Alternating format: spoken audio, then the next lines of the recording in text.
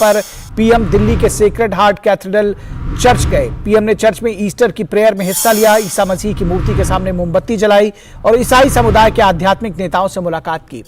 Church के father Francis Swaminathan ने कहा कि हम बहुत उत्साहित हैं, पहली बार कोई प्रधानमंत्री यहां चर्च में आया है। पीएम का चर्च में जाना सबका साथ सबका विश्वास की नीति का प्रतिबिंब है कि सभी को साथ लेकर चल रहे हैं प्रधानमंत्री नरेंद्र मोदी और उनकी सरकार। ये अल्पसंख्यकों और ईसाइयों के साथ एकजुटता व्यक्त करने का एक तरीका है। ये एक संदेश है कि अल्पसंख्यकों और ईसाइयों के साथ सरकार एकजुट खड़ी हुई है। संदेश साफ है कि पीएम के लिए अल्पसंख्यक समुदाय उतना ही मायने रखता है जितना कोई और। अवसर समाज में लोगों के भीतर सद्भाव की भावना को और भी गहरा करे। दरअसल पीएम की अगुवाई में केंद्र सरकार ने सभी वर्गों को साथ लेकर चलने और समग्र विकास की नीति के तहत कार्य किया है।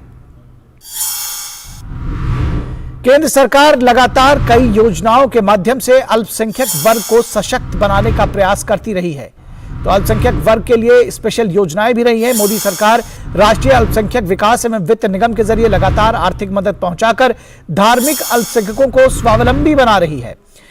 NMDFC के जरिए 20 लाख अल्पसंख्यकों को स्वरोजगार के लिए 7,414 करोड़ की आर्थिक मदद दी गई है।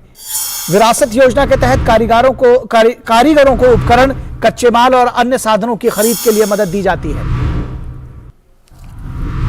अल्पसंख्यक कारीगर अधिकतम इसके अलावा मोदी सरकार हज यात्रा पर जाने वालों के लिए भी कई सुविधाओं का इंतजाम कर रही है।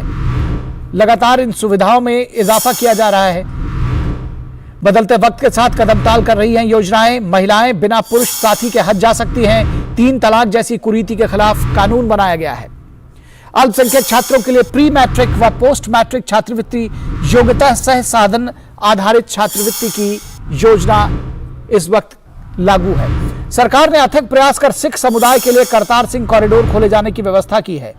उसके अलावा सिख समुदाय के जो धार्मिक नेता है उनके लिए भी लगातार कार्य करती रही है। समाज के सभी वर्गों को साथ में लेकर उनके सर्वांगीण विकास की जो यात्रा शुरू की थी वो पिछले 9 सालों से बिना रुके जारी है।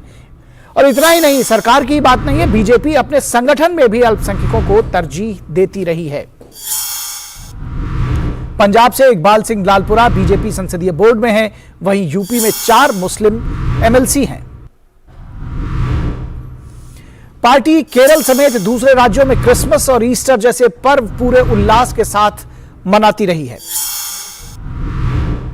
बीजेपी ने अल्पसंख्यकों का विरोधी होने के फेक नैरेटिव होने को ध्वस्त करते हुए त्रिपुरा और गोवा में सरकार बनाई है। तो ये जो फेक नैरेटिव था उसको ध्वस्त किया है और अल्पसंख्यकों का विश्वास जीता है। सबका साथ सबका विकास सबका विश्वास की राह पर चलते हुए सरकार सभी वर्गों का विश्वास अर्जित करने में सफल रही है। तो इसके साथ ही सभी का विश्वास अर्जित करने में धीरे धीरे ही सही ये सफल रही है सरकार। सेक्रेड हार्ट कैथेड्रल चर्च के फादर फ्रांसिस स्वामीनाथन ने पीएम के आगमन पर खुशी जाहिर की और क्या कहा, आइए आपको सुनाते हैं। उनका आना एक सुबह से हमारे लिए एक बहुत ही उत्साहित मोमेंट था कि कब आएंगे और क्या होगा। और चर्च के गीत गाए थे, वो सब आंख बंद कर वो हाथ जोड़। तो ये विश्वास यूं ही नहीं डेवलप हुआ। अभी आपने पिछले दिनों देखा होगा कि पद्म पुरस्कार पाए हुए शाह रशीद अहमद कादरी किस तरह से भावुक हुए थे। ये भी हम आपको दिखाते हैं कि शाह रशीद अहमद कादरी जिन्हें हाल ही में पद्म पुरस्कार मिला, उन्होंने कहा कि प्रधानमंत्री ने उन्हें गलत साबित कर दिया। जब भाजपा की सरकार बनी तो उन्होंने आशा छोड़ दी थी कि पद्म पुरस्कार उन्हें मिलेगा, लेकिन पीएम ने उनको गलत साबित कर दिया। आइए आपको सुनाते हैं वो चर्चा। ये अवार्ड के लिए मैं 10 साल से कोशिश किया। हर साल मेरे को 12,000 का खर्चा आता था। प्रोफाइल जो है मेरा इतना मोटा प्रोफाइल है। कलर फोटोज है, उसके अंदर एक 50 कलर फोटोज है, उसके लिए बहुत खर्चा आता था। 5 साल तक किया, उसके बाद बीजेपी गवर्नमेंट आ गई तो मैं ये सोच के छोड़ दिया कि ये बीजेपी गवर्नमेंट मुसलमानों को कुछ नहीं देती। मगर मोदी जी मेरे ख्याल को गलत साबित कि जो पिछले कुछ वर्षों में एक जो फेक नैरेटिव बना हुआ था ये ध्वस्त होते हुए दिखाई दे रहा है। उसकी क्या वजह आप साफ देख रहे हैं? क्योंकि पहले तो ये कहा जाता था या ये समझा जाता था कि बीजेपी जो है अल्पसंख्यकों की विरोधी, और कम से कम शायद अल्पसंख्यकों के मन में ये बात थी, लेकिन अब वो बात धीरे धीरे उनके नहीं, मैं ये कहूंगा निखिल, ये जीतते रहे। ये फेक नैरेटिव 2014 में भी ध्वस्त हुआ। जब मोदी को एक खास समुदाय, खास वर्ग का नेता बताने की कोशिश की गई, लेकिन वो पूरे देश ने उसको नकार दिया, उस फेक नैरेटिव को। 2019 में उससे भी ज्यादा बड़े मत से जब प्रधानमंत्री नरेंद्र मोदी चुन के आया, तो उस बार भी उस फेक नैरेटिव पर एक बड़ा प्रहार देश की जनता ने किया। तो निश्चित संविधान से गाइड होते हैं, देश के जो इथोस है, देश की जो परंपरा है, कल्चर है, वसुधैव कुटुंबकम की बात, और जो सबका साथ, सबका विकास और सबके भरोसे की जो बात है, तो वो उनके एक तरह से रूट में है। और वो लगातार, चाहे वो गुजरात के मुख्यमंत्री रहे हो या प्रधानमंत्री के तौर पर, सब लोगों तक ये सुविधाएं जो सरकार के कार्यक्रम पहुंचाने की बात है, उन्होंने पहुंचाया है। और उसकी वजह से हमेशा और बार बार ये फेक नैरेटिव ग्रस्त हुआ है। निखिल जी जी बिल्कुल। चाहे वो हज यात्रियों के लिए सुविधा बढ़ाने की बात हो, चाहे वो करतारपुर कॉरिडोर की बात हो, या फिर बीजेपी के कार्यकर्ताओं की, या जो उनके पार्टी के कार्यकर्ता हैं वो केरल से लेकर पूरे देश में जब ईस्टर और क्रिसमस की खुशियां मनाते हैं, क्या संदेश जाता है? प्रधानमंत्री जब चर्च जाते हैं, क्या संदेश जाता है देश और दुनिया में इसके संदर्भ में?